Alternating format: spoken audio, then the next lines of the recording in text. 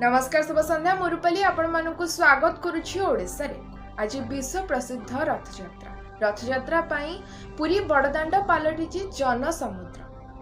पुरी बड़दाण्ड रे आरंभ होइछि रथटଣା। घंटा घंटा मृदंग हुलहुली रे प्रकंपित होई उठिछि गगन पवन।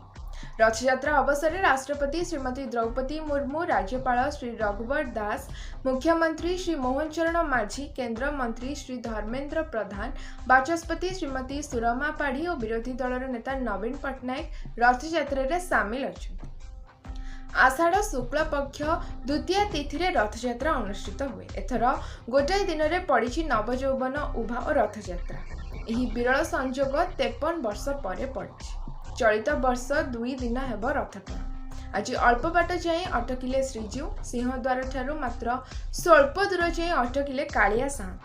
श्रीकृष्ण सिनेमा हॉल पाखरे अटकिला सुभद्रा दर्पदलन। मरीचिकोट छकरे अटकी रहिला बलभद्र तालध्वज रथ। काली शरधाबाली रे पहुंचब 3 रथ।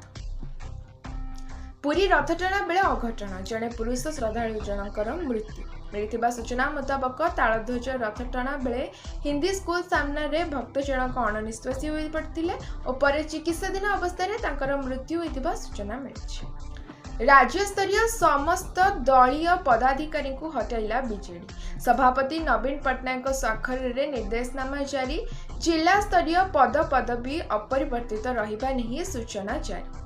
राज्य और जातीय स्तरीय नुआ मुखपत्र मंडली गठन। प्रसन्न आचार्य, प्रमिला मल्लिक, देवी मिश्र राज्य स्तरीय मुखपत्र।